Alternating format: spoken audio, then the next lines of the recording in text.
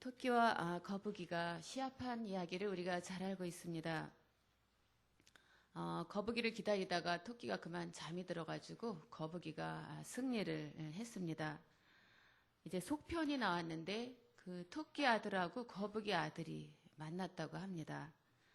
토끼 아들이 거북이 아들에게 우리 경주를 다시 한번 하자 이렇게 제안을 했습니다. 토끼는 그 아버지의 실패를 거울 삼아서 열심히 쉬지 않고 결승점까지 달려갔습니다. 토끼는 거북이가 보는 데서 멋지게 골인하고 또 세리머니를 펼치려고 기다리고 있었습니다. 그런데 아무리 기다려도 거북이가 오지 않는 거예요. 그래서 기다리다 보니까 배가 고팠습니다. 그래서 옆에 보니까 사과나무에 사과가 먹음직스럽게 달려있는 것을 발견하게 되었답니다. 가벼운 몸으로 펄짝 뛰어올라서 사과를 따는 순간 그만 사냥꾼이 쳐놓은 덫에 토끼가 걸리고 말았습니다. 이제 한참 후에 거북이가 땀을 뻘뻘 흘리고 기어왔는데 거북이가 도착점에 와보니까 토끼가 덫에 걸려 나무에 매달려 있는 게 아니겠습니까? 거북이는 엉금엉금 나무 위로 올라가서 토끼를 풀러주면서 이렇게 말했다고 합니다. 너가 먼저 왔으니까 너가 먼저 골인해라. 그러자 토끼가 거북이 손을 잡고 함께 골인을 했다고 합니다. 경쟁 사회 속에서 너무 승리에 집착하지 말고 승리보다 더 소중한 우정과 사랑을 회복하라는 유머입니다. 2012년이 시작되고 어느새 6개월이 훌쩍 지나갔습니다. 남은 6개월도 함께함으로 짐을 서로 나눠주는 축복의 날들이 되시기를 주님의 이름으로 축복합니다. 우리 옆에 분과 인사하겠습니다. 사랑합니다. 반갑습니다. 예배할 때 이렇게 웃으면서 이렇게 예배하는 게 참 좋은데 막 째려보면 제가 어떤 그리스도인이 일기를 썼어요. 오늘 아침에 일어나 성경을 읽었다. 며칠째 성경 한 절도 읽지 못해 마음이 찜찜하고 왠지 일이 꼬이는 것만 같았는데 이렇게 하나님의 말씀을 가까이 하니 힘이 생기는 것 같다. 사람이 떡으로만 살 것이 아니요 하나님의 말씀으로 산다고 했는데 역시 그리스도인은 성경을 읽어야 바로 살 수 있을 것 같다. 또한 나의 부족함도 채워지고 세상적인 삶에서 조금이라도 더 거룩해지는 것 같다. 한결 마음이 편하다. 가뿐한 하루를 보낼 수 있을 것 같다. 우리도 종종 이런 경험을 한 적이 있으리라 생각됩니다. 우리는 그리스도인으로서 최소한 이 정도는 해야 한다고 생각하며 또 나름대로 삶의 기준과 영적인 목표를 만들어 놓고 그 기준에 맞게 살아가려고 우리는 애를 씁니다. 아주 건강한 삶의 모습인 것 같습니다. 예수 믿는 사람이 적어도 하루 아침에 성경 한 장은 읽으면서 살아야 하는 것이 기본이 아닐까. 위의 읽기는 아무런 문제가 없어 보입니다. 그런데 자세히 살펴보면 심각한 문제를 발견할 수가 있습니다. 아침에 일어나 말씀을 읽는 것은 우리 그리스도인들 모두가 해야 하는 일임에는 분명합니다. 그러나 그 행위를 통해서 조금이라도 더 거룩해지는 것은 아닙니다. 우리는 어떤 것을 해야 거룩해지는 존재가 결코 아닙니다. 심지어 영적인 노력조차도 거룩해지는 존재로 갈 수가 없습니다. 무엇을 해야 거룩해진다 이렇게 하는 것은 율법주의입니다. 우리는 이미 예수 그리스도의 보혈로 거룩해진 존재들이며 예수 그리스도 안에서 온전해졌음을 믿으시기를 축복합니다. 혹시 성경을 읽어서 조금이라도 더 거룩해진다고 생각하는 것이라면 자기도 모르게 다른 사람보다 영적인 우월감을 느끼게 된다는 겁니다. 내가 다른 사람들이 하지 않는 것을 했다는 자기 충족감에 빠지기도 합니다. 이것은 공로사상이며 자기의가 될 수 있습니다. 우리가 처음 예수님을 믿고 신앙생활을 할 때 오로지 믿음으로만 구원을 얻었다는 사실에 우리는 기쁨으로 받아들이고 감사합니다. 구원을 얻기 위해 오로지 우리가 할 수 있는 것은 예수님을 믿는 믿음밖에 없다는 것을 우리는 인정했습니다. 물론 그 믿음을 갖는 것도 우리가 하는 것이 아닙니다. 하나님께서 믿게 하시는 줄 믿습니다. 구원을 위해서 오로지 할 수 있는 일이 있다면 그것은 믿어드리는 일입니다. 그래서 구원은 무엇으로 얻습니까? 라는 질문에 오직 믿음입니다. 이렇게 우리는 대답합니다. 하지만 점차 시간이 흐르고 신앙생활을 하다 보면 우리는 스스로 무엇인가를 해야 한다는 생각과 의무감에 사로잡히는 자신을 보게 됩니다. 우리를 한번 생각해 보시기 바랍니다. 내가 처음 그리스도인이 되었을 때 혹은 예수 그리스도를 인격적으로 만나 영접하게 되었을 때 그때는 정말 그 중생의 기쁨과 구원의 감격 속에 살았습니다. 그런데 내가 하나님의 자녀가 되었기 때문에 점점 더 하나님을 기쁘시게 해드릴 수 있다는 그 무엇, 해가 갈수록 하나님을 더 사랑한다는 그 증거를 보여드려야 한다는 생각을 하게 됩니다. 처음에는 은혜로 구원받았는데 나중에는 모든 것이 나에게 달린 것처럼 느껴집니다. 마치 자녀된 자로서 부모님이 필요한 것을 챙겨드리고 때마다 해야 할 도리에 온 힘을 다하려는 마음과 같습니다. 그런 귀한 마음은 공감이 되고 기특한 생각이 듭니다. 그러나 사람이 하나님 앞에서 그러한 영적인 행위와 노력을 열심히 한다고 해서 거룩해지는 것은 결코 아닙니다. 우리는 이미 예수 그리스도의 피를 통해서 거룩하다고 인정함을 받은 사람입니다.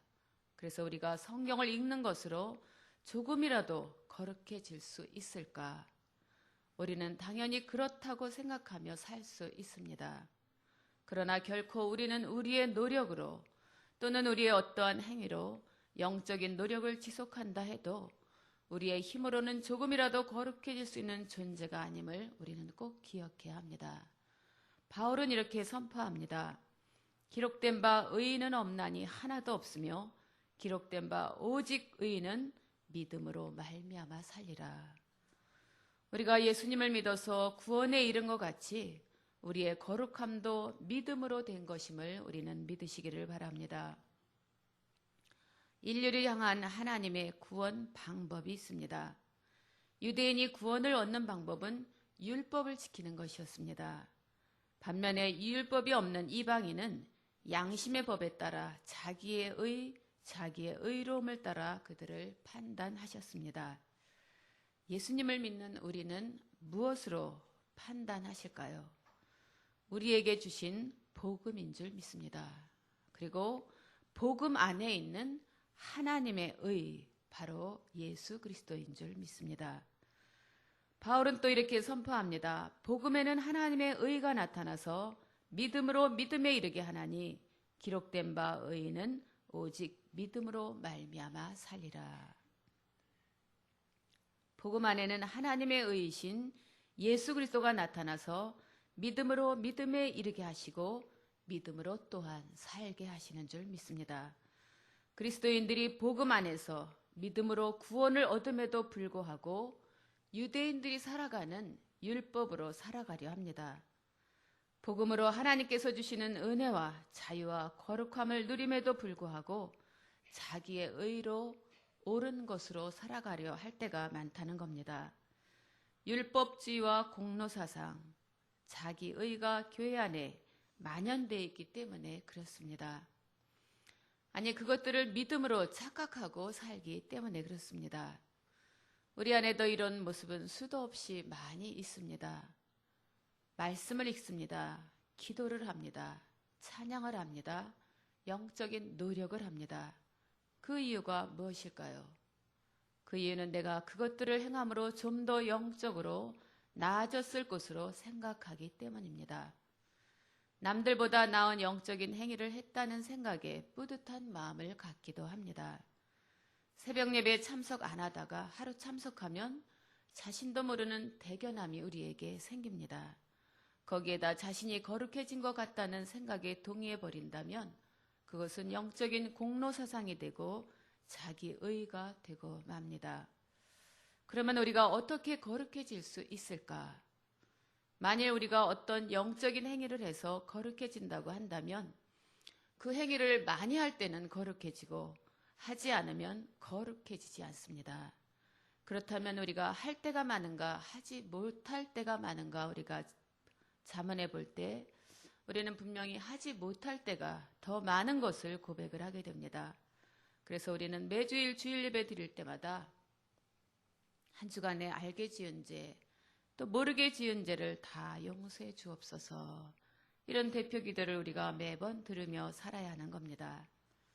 여러분, 어린 시절에 1년에 2번 방학을 할 때 시작하는 날 꼭 하는 게 있는데, 동그랗게 이렇게 컴퍼스를 해서 책상에 생활계획표를 만들어 놓습니다. 거기다 색연필로 색깔로 이렇게 칠해서 자신의 할 일을 그렇게 예쁘게 만들어 놓습니다. 며칠 동안은 그 일을 잘 지켜요. 그런데 지날수록 그 효력이 떨어지다가 방학 중반쯤 되면 그건 하나의 그냥 장식품이 되고 맙니다. 사람마다 다르겠지만 우리는 스스로 생각해 놓은 막연한 영적인 목표가 있습니다. 그래서 올해는 몇 명 전도하고, 또 올해는 성경을 몇 번 읽고 기도 생활, 헌금 생활 등을 계획합니다. 그런데 우리는 도대체 그 영적인 목표를 며칠이나 달성하며 살아갈 수 있을까요? 연초에 얼마 동안, 중간에 또 생각나면 며칠, 그리고 특별 집회 때나 연말이 되면 며칠이 전부일까, 그런 생각이 듭니다. 생활계획표와 그 영적인 목표는 누가 주신 걸까요? 하나님이 그렇게 하라고 한 걸까요? 그것은 내가 정한 목표입니다. 물론 감동을 받아서 그렇게 한 것입니다. 그러나 우리가 무엇을 해서 구원을 얻은 것이 아닌 것처럼 신앙생활은 우리가 무언가를 해서 거룩해지는 것이 절대로 아님을 우리는 다시 한번 기억을 해야 합니다. 무언가를 해야 한다는 것은 순전히 자기의 의입니다. 자기의 의, 종교적인 율법주의는 심각한 그리스도인의 적입니다. 그리고 사탄적인 것이 될 수 있습니다. 왜냐하면 그것은 오직 예수 그리스도의 공로로 의해서만 구원을 얻을 수 있고, 예수 그리스도의 보혈을 통해서만 거룩해질 수 있는데, 거기에다 무엇을 더해야 된다고 주장하다 예수님의 보혈의 가치를 격하시키기 때문에 그렇습니다. 그것은 타락한 인간이 아무것도 할 수 없음에도 인간 자신을 신뢰하는 죄의 뿌리와 같은 것이 될 수 있습니다. 오늘 주신 본문을 우리 같이 다시 한번 합독하겠습니다. 수고하고 무거운 짐진 자들아 다 내게로 오라. 내가 너희를 쉬게 하리라. 나는 마음이 온유하고 겸손하니 나의 멍에를 메고 내게 배우라. 그러면 너희 마음이 쉼을 얻으리니 이는 내 멍에는 쉽고 내 짐은 가벼움이니라 하시니라. 아멘. 수고하고 무거운 짐진 자들아 다 내게로 오라. 내가 너희를 쉬게 하리라. 어떻습니까? 아주 흡족한 말씀입니다. 수고하고 무거운 짐은 마음의 수고와 마음의 짐을 의미하는데 다 가지고 오라 말씀합니다. 우리에게 쉼을 주시겠다, 이렇게 말씀합니다. 그런데 그 다음 말씀이 보세요. 궁금합니다. 나는 마음이 온유하고 겸손하니 나의 멍에를 메고 나에게 배우라. 마음이 온유하고 겸손하신 분이 수고하고 무거운 짐진 자에게 웬 멍에를 또 주시겠다, 이렇게 말씀합니다. 이게 무슨 의미일까요? 여러분, 멍에를 아실지 궁금합니다. 멍에는 그 소가 쟁기나 달구지를 끌 때, 또 이렇게 밭을 갈 때 목에다 얹는 이렇게 꾸부정한 나무입니다. 이를 열심히 감당하기 위한 하나의 족쇄입니다. 자기 마음이 아닌 주인의 채찍을 가지고 끄는 대로 나가야 하기 때문에 얼마나 아프고 자유롭지 못한 게 멍에입니다. 예수님을 믿으면 우리에게도 이 멍에가 주어집니다. 성도로서 해야 되는 거룩한 부담감입니다. 전도에 대한 부담감, 거룩한 예배에 대한 부담감, 또 사역 감당에 대한 부담감, 새벽기도, 헌금, 여러 가지 봉사, 이런 부담감이 우리에게 주어집니다. 그것뿐인가요? 믿음을 가지고 살아가는 모든 삶의 영역에서 본이 되어야 하는 부담감 등 헤아릴 수 없이 많은 멍해가 우리에게 생겨납니다. 그런데 예수님은 우리가 생각하기에는 그토록 어렵고 부담되는 멍해를 가리켜서 말씀하기를 내 멍해는 쉽다, 내 짐은 가볍다 이렇게 말씀합니다. 예수님께서 주신 멍해를 매기만 하면 세상이 주는 수고하고 무거운 짐은 아무것도 아니다 이렇게 말씀합니다. 왜냐하면 예수님이 주신 멍해는 결코 무겁거나 힘든 것이 아니다 이렇게 말씀하고 계십니다. 우리는 지금 이곳에 나와 예배하지만 우리 개인에게 주어진 참으로 다양한 삶에 살아가고 있는 것이 사실입니다. 그 다양한 삶의 멍해가 몇 킬로, 몇십 킬로, 몇백 킬로쯤 된다고 생각하십니까? 아마도 꽤 무겁고 우리가 들 수 없을 정도로 힘들다고 느끼는 것이 우리의 마음입니다. 여러분, 우리가 다가올 미래를 생각하면 답답하고 암담해서 한숨이 저절로 나올 때가 종종 있습니다. 그렇다면 예수님께서 농담을 하셨을까? 아니면 거짓말을 하셨을까? 원래는 무지막하게 무거운데 나를 따르겠다고 하는 성도들이 불쌍해 보여서 살짝 거짓말로 이렇게 위로를 하셨을까? 그러나 예수님은 분명히 내 멍에는 쉽고 가볍다 이렇게 선포하고 계십니다. 무거운 짐을 어떻게 해서든지 가볍게 하기 위해 몸부림치는 우리를 향해 주님은 이보다 더 강한 말씀을 마태복음에서 하고 계십니다. 내가 너희에게 이르노니 너희 의가 서기관과 바리새인보다 더 낫지 못하면 결단코 천국에 들어가지 못하리라. 우리는 서기관과 바리새인들 하면 무조건 나쁜 사람들이다 이렇게 생각을 하게 됩니다. 그러나 그 사람들이 의로워지려고 노력하는 모습을 본다면 우리는 입이 딱 벌어지고 말 겁니다. 이 사람들의 의로운 행위는 도저히 우리는 따라잡을 수가 없습니다. 서기관들은 자신들이 회당에서 봉사하면서 만들어 놓았던 법률적 결정문이 율법보다 더 중요한 것으로 생각하고 구전으로 계속 대대로 정하고 지켜오고 있습니다. 바리새인들은 엄격한 율법을 정확히 지키는 것이 중요하다고 보고 율법 위에 또 자기들이 정해서 무언가를 더 지키려고 노력을 합니다. 예를 들면 안식일에 집단에게 금지된 조항이 율법 외에 39개나 더 되었다고 합니다. 누가복음 말씀은 그들이 얼마나 의롭게 행했는지를 18장 11절에서 보여줍니다. 바리새인들은 서서 따로 기도하여 가로되 하나님이여 나는 다른 사람들 곧 토색 불이 가늠하는 자들과 같지 아니하고 이 세리와도 같지 아니함을 감사나이다.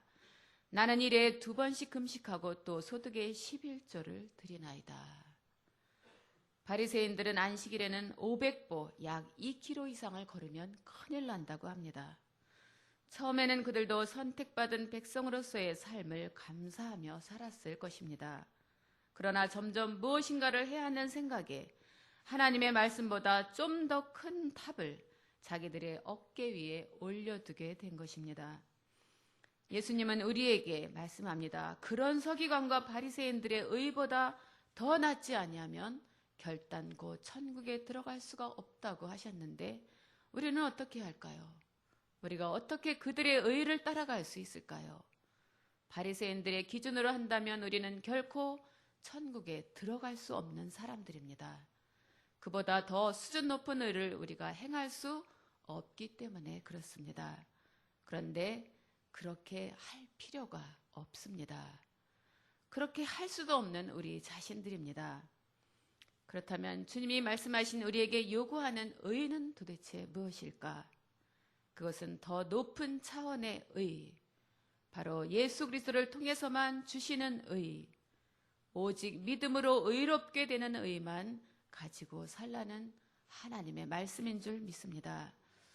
헛된 의, 즉 율법주의 공로사상, 자기 의로 물들어 있는 신앙으로 살아간다면 천국에 들어가지 못한다. 이렇게 말씀합니다. 오직 예수 그리스도의 보혈만이 우리를 의롭게 하신다는 믿음을 가지라고 선포하십니다. 신약의 27권 중에서 14권을 저술한 바리새인 중에 바리새인. 사도 바울도 담대하게 이렇게 선포합니다. 너희 중에서 예수 그리스도와 그의 십자가에 못 박히신 것 외에는 아무것도 알지 아니하기로 작정하였노라. 이것이 우리 그리스도인의 삶의 시작이자 종결인 줄 믿습니다. 예수 그리스도와 오직 그의 십자가만이 우리의 모든 것이 되어야 할 줄 믿습니다. 그 어떤 것이 내게 다가와도 나는 오직 예수 그리스도와 십자가 외에 아무것도 알지 않겠다고 우리는 다짐하고 결심해야 될 줄 믿습니다. 내 삶 가운데서 예수님과 예수님의 십자가가 나를 온전히 거룩하게 한다는 사실을 깨닫지 않으면 우리 안에서 일어나는 종교적인 율법주의와 자기 의를 다 물리치지 않는다면 바울이 고백하는 것처럼 예수 그리스도와 그의 십자가가 나를 거룩하게 하신다는 사실을 믿지 않는다면 우리는 결단코 천국에 들어갈 수 없습니다. 여러분, 요양병원에 가면 인생의 황혼기를 맞은 어르신들이 병실마다 정말 가득합니다. 그분들을 단체로 보면 다 환자예요. 그러나 개인 맨투맨으로 보면 정말 한 분 한 분 더없이 소중한 영혼임을 우리가 깨닫습니다. 어느 날 곱상하게 생긴 할머니가 이렇게 이야기를 하더라고요. 나는 평생 불교도 믿어봤어. 다른 것도 열심히 믿었는데 이렇게 병원에 와서 아프니까 찾아오는 사람이 아무도 없어. 나도 이제 예수님을 믿어야 할 것 같아. 교회가 그래도 최고야. 이렇게 사람들을 찾아와주고 이렇게 돌봐주니까 얼마나 고마운지 몰라. 그런 말씀을 하시길래 제가 사역일을 설명하고 영접 기도를 한 후 구원의 확신을 심어드렸습니다. 그분이 마지막에 아멘 이렇게 기도하는 순간 그분은 평생 불교를 믿었어도 예수 그리스도로 말미암아 하나님의 자녀가 된 줄 믿습니다. 그가 평생 거룩해지기 위해서 한 일이 하나도 없지만 예수님이 자신을 위해 십자가에서 피 흘린 사실을 믿고 의지하기에 그분은 구원을 받은 줄 믿습니다. 그렇다면 우리가 한 가지 의문점이 생깁니다. 영적인 노력은 하나도 하지 않는데 정말 천국에 가는 것일까? 구원파에서 이렇게 주장합니다. 용서받아 죄가 없어졌으니까 나는 이제 죄인이 아니다. 이런 식으로 구원파에서는 주장을 합니다.